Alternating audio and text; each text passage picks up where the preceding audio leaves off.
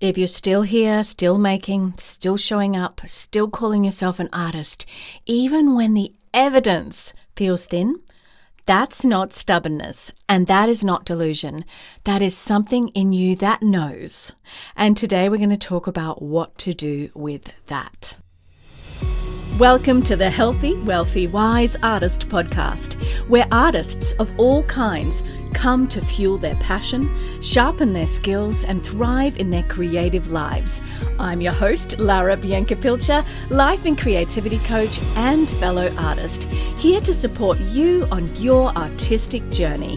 Whether you're a performer, writer, visual artist, or any kind of artist, this is the space for real talk, practical advice, and inspiring stories. Subscribe and join us each week for more inspiration and actionable insights to fuel your artistry. Let's dive in and get inspired. Welcome to Healthy, Wealthy, Wise Artist. I'm Lara Bianca-Pilcher, an ICF PCC certified life and creativity coach, performer, author, and this is the show where we have really honest conversations about what it actually takes to build a beautiful, creative life that lasts. If you are a dancer or a singer, an actor, a writer, a filmmaker, a visual artist, someone whose creative work maybe isn't just a hobby, but it's like a genuine call. And even if it is a hobby in terms of what it looks like in your week, but you genuinely treat it as something meaningful and a calling on your life, I'm really glad you're here. Hit follow if you haven't already, because this is the kind of conversation that belongs in your weekly rotation. It takes about as long as a walk, and it stays with you so much longer. In this episode, we're inside the Inner Knowing series, and this episode is also connected to the book and the study guide. So if you've been working through my book, Audacious Artistry, this one will deepen what you're already sitting with. And if you haven't picked the book up yet, you can get this at larabiancapilcher.com/book. But this episode will really give you a real sense of what's waiting there. And make sure you don't miss out on the group study, which is at that same website, because you can download the free PDF study guide and actually go through the questions at the end of every chapter of Audacious Artistry with a group. It is a powerful thing to have other people witness as you talk about your life, your creativity, your dreams, all of that with a community. Maybe you even want to lead that community. larabiancapilcher.com/book. Right, this episode is really about recommitment, not the loud, dramatic kind, not a breakthrough moment, but that quiet inner kind. The kind that happens when you realize, hey, I'm still here. What is it about my creativity and art that makes me continue to show up like this, even though it's been hard? And you begin to ask what it really means in your life. Powerful, powerful question. Let's talk about the artist struggle, because I really think it will help where you're at right now if this is you. Maybe you've been through a quiet season. Maybe the work you've been creating hasn't landed the way that you hoped. Maybe there have been rejections or a lot of silence, a lot of pauses, a lot of just things not moving. Maybe it was auditions that you didn't get, submissions that came back with silence. That one, I've been through all of these, by the way. Projects that didn't find their audience. Maybe you've watched other artists get opportunities. If you're on social media, that's happening. Or the views they're getting and maybe feeling like, well, I'm not. And that felt like it should have been yours. And you've started to wonder whether you've been reading the signals wrong. And this is where we usually start making up a subconscious story in our head about what's going on for us as an artist. And it's not always true. So I love unpacking that in the coaching room.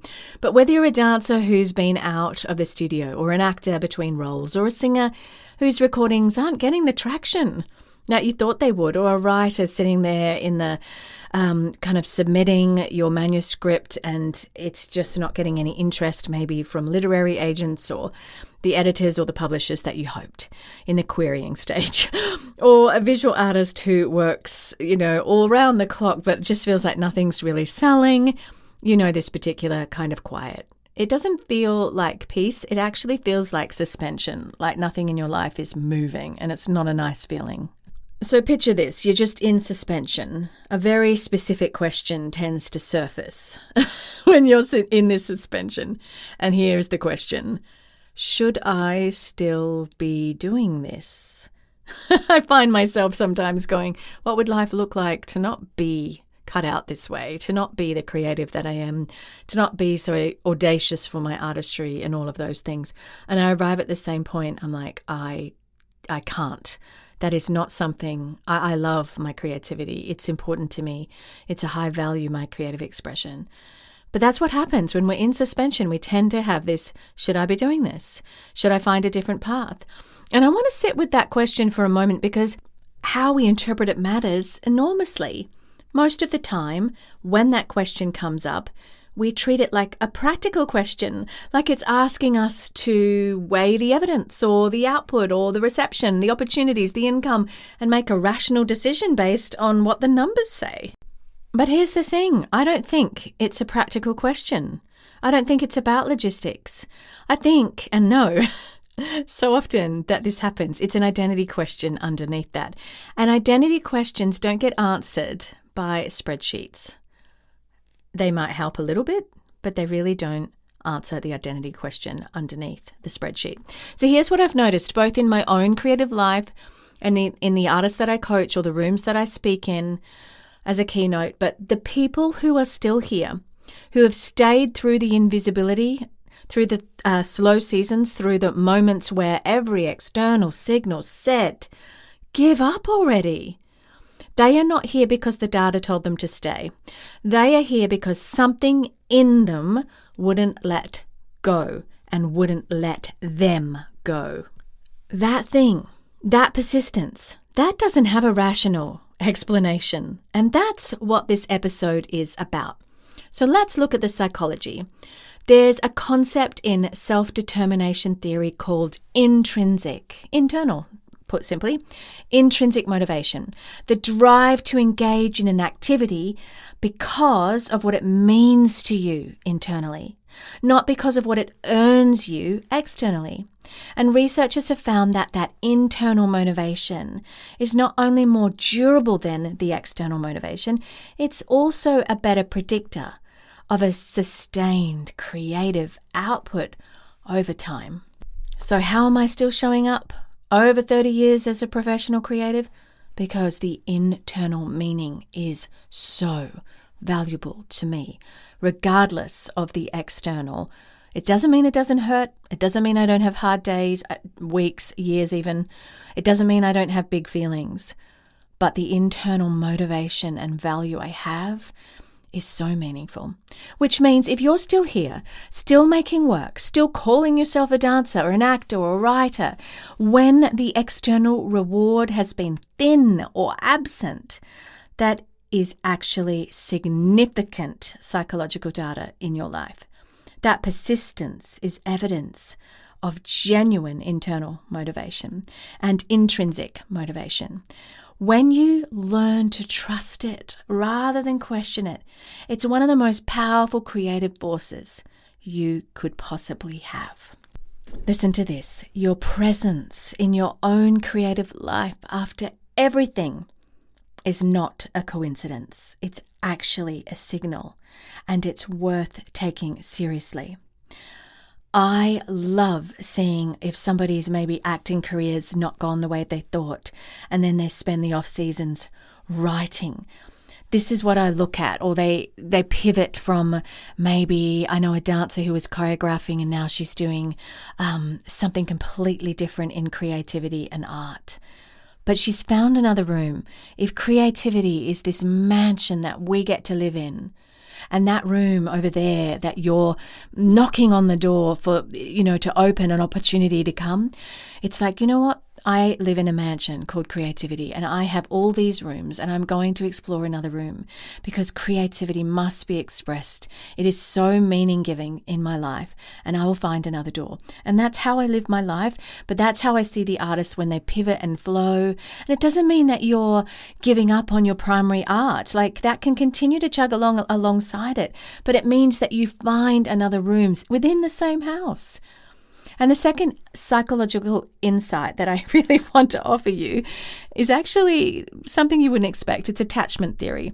There's a concept called secure base, the idea that we do our best, our most exploratory work creatively when we feel anchored, when we have something stable to return to. And it comes actually from how we are as children and how we relate to our parents or our caregiver. But for artists, I believe the equivalent of that secure base is not external success. It's not a good review or a house full of, publishing deals and all of the trophies and all of that.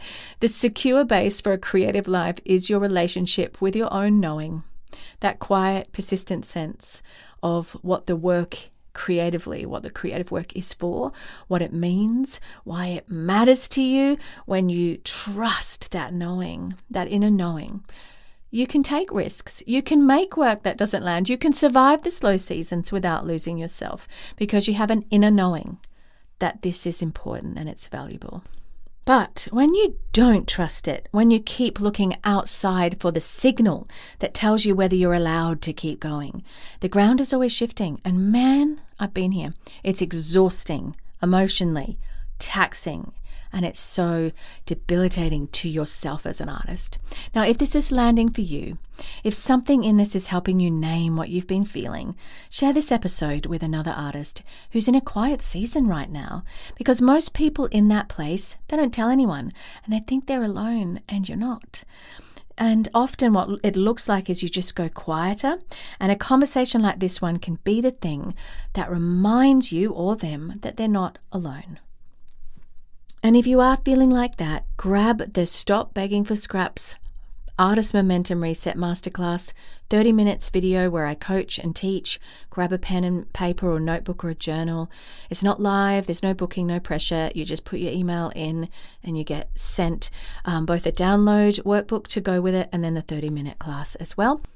It's designed specifically for the artist who is in a really quiet season and needs a structured way to come back to their foundation. And we look at what's pulling your momentum off course and how to return to the place of stable within your creative life. It's at laurabiancapilcher.com/masterclass, free, on demand, yours whenever you're ready. Now, I want to offer you a little reframe in how you think. It's not a pep talk, it's a real reframe. The narrative most artists carry about their persistence goes something like this. I'm still here because I haven't succeeded yet, or I'm still here because I'm not ready to give up, or I'm still here despite everything. And I want to suggest a different way of looking at this. What if a more accurate narrative or confession is I'm still here because I know something? Because underneath the doubt and the slow seasons and the comparison and all of that pressure and noise out there in this very saturated world, there is something in me that recognizes that this creative work is my unique creative expression and creativity in the world. It's mine.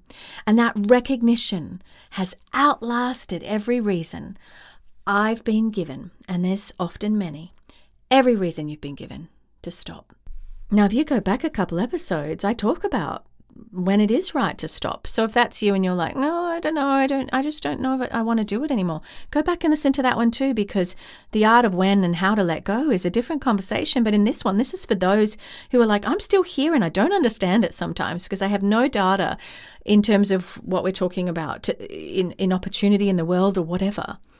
So having this attitude where everything feels like I have every reason to stop, but you just know there's something different because underneath all of that, it's yours. That is not a consolation prize. It's not second best. That is the deepest form of creative knowing there is. And it is so rare, way rarer than you think. This might surprise you, but most people who start a creative life don't stay. They leave when the external rewards don't come fast enough, or when the comparison just feels too much. It's just too much. It's too hard. Or when the industry, whatever the industry is for you, artistically, whether it's visual art or filmmaking or whatever, makes them feel like they don't belong. And the artists who stay, who are still here, quietly working in whatever form that takes year after year, they are the ones who have found, usually, without naming it, that the work means something to them, that doesn't depend on what it earns them. I'm not saying it doesn't hurt. I'm not saying sometimes it rocks you way off course, but something else. And this is where I sit. This is where I spend my life. And it's worth naming, and that is worth building on. Recommitment doesn't have to look like a declaration. It's more like a return to yourself as an artist. No matter where you go, you might go out on a big adventure or a holiday or whatever, but it's a return.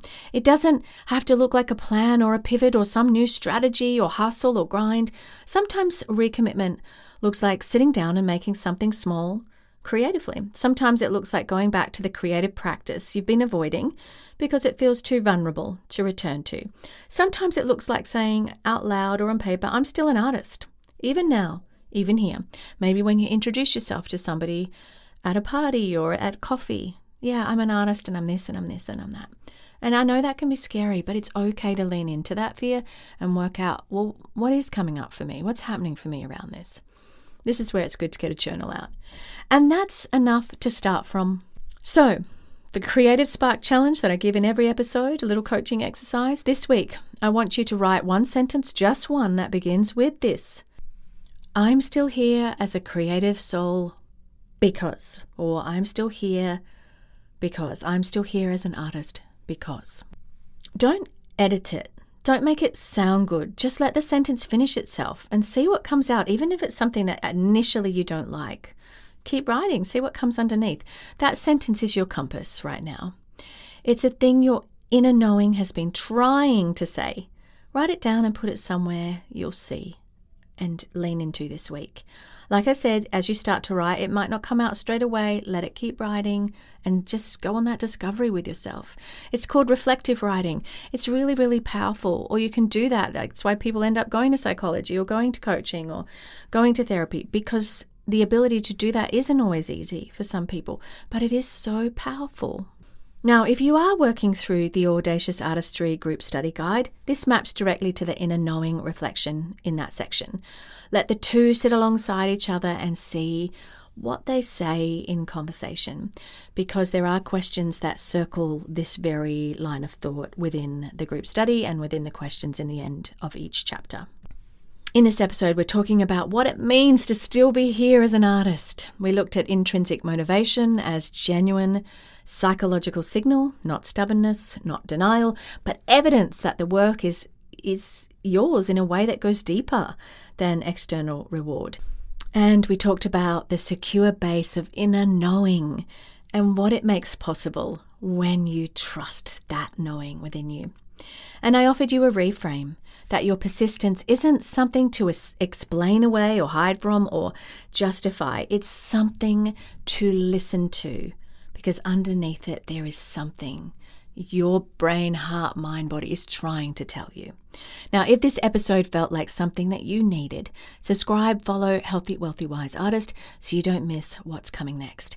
We're building something here week by week, and the artists who find the podcast tend to be the ones who are ready for this kind of conversation, and sharing it and following helps more people find it and more creativity be expressed in our beautiful world through what you do, beautiful artists. If you head to larabiancapilcher.com/speaking, you'll see there is a lot of events coming up all around the world. I'm about to head over to Belgium. If you're out that way, I will be performing and teaching a workshop at Art of Faith Festival, which I'm really looking forward to at the sort of start of May. End of May, I will be on the other side of the world in Australia, keynoting Creative Awakening, which is being co-hosted by CMAA Australia. And I'm excited for that. You can get tickets to both of these, even though I'm not the one selling the tickets, but to come to these events that I'll be at and speaking at, you can get those through the links at larabiancapilcher.com/speaking. And I hope to see you live as I show up all around the world, particularly with the work of Audacious Artistry and the launch of this book that has its own audacious story. And if you're in a relationship, I also co-host another podcast with my husband called Marriage, Intimacy and Healing.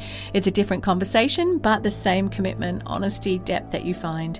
And you can find that wherever you listen to podcasts. These two programs, Artist Restoration and Marriage Restoration, are part of our not-for-profit Creative Restoration International, where we really believe that sowing into creativity and sowing into the relationship of marriage creates a sanctuary in the home. And if this kind of work is meaningful to you, we need monthly supporters to be able to continue the work we're doing. And that helps us to keep doing this. And you can go to our website, creativerestorationinternational.com, where you can actually donate, become a monthly supporter. Doesn't matter if it's a small amount or a large amount or a one-off. Okay, friends, don't forget I am with you on the journey. Take care of your creative life, and I'll see you next week. Bye for now. Thank you for tuning in to the Healthy, Wealthy, Wise Artist podcast. If you enjoyed today's episode, don't forget to subscribe so you'll never miss an inspiring conversation or actionable insight. You can read the show notes and learn more at larabiancapilcher.com. And be sure to share this episode with fellow artists who could use a little extra inspiration. Until next time, keep creating, stay audacious, and remember, your artistry matters.